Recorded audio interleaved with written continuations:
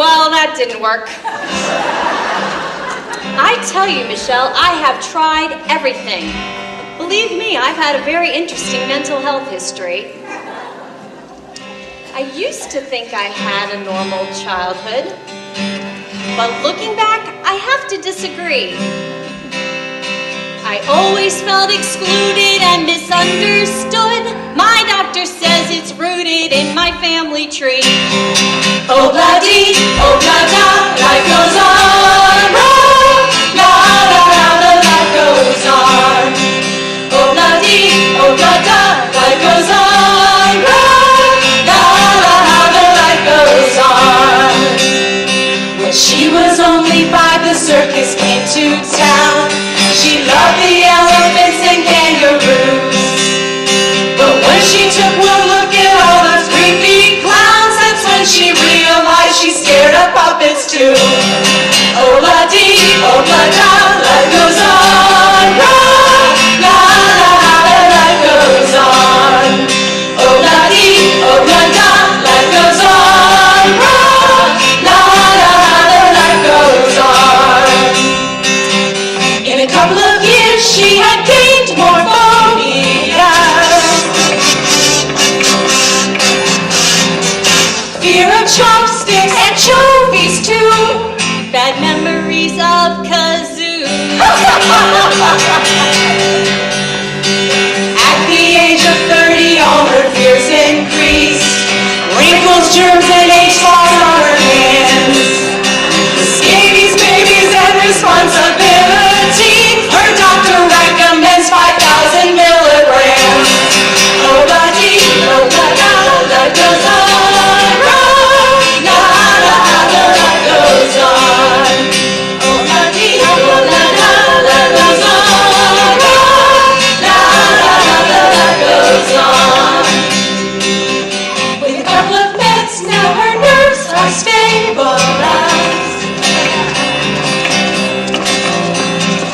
Side effects like incontinence and humiliation too.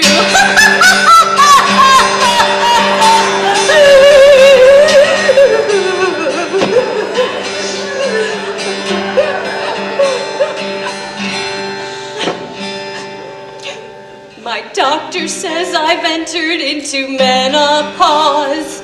Maybe it's a midlife crisis too. Mood swings and hot flashes bring out all my flaws. Without her hormones, she could really come unglued.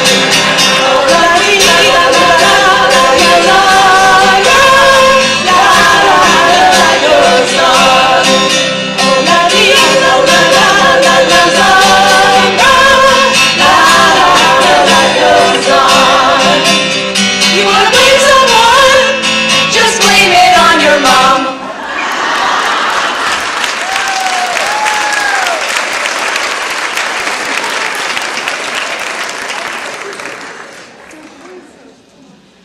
Wow. That was a very thorough account.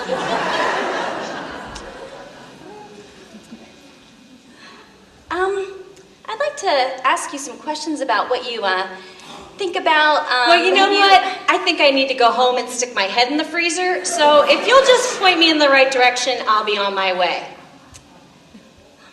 You'll find the books you're looking for on the middle shelf under M. Merry Christmas. Help, I need somebody. Help, not just anybody. Not just anybody. Excuse me. I could not help overhearing. Boy, I certainly hope that middle age is not that unkind to me.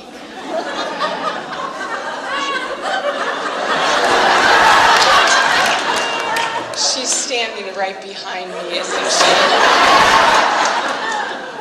We all feel a little overwhelmed at times. My name's Michelle.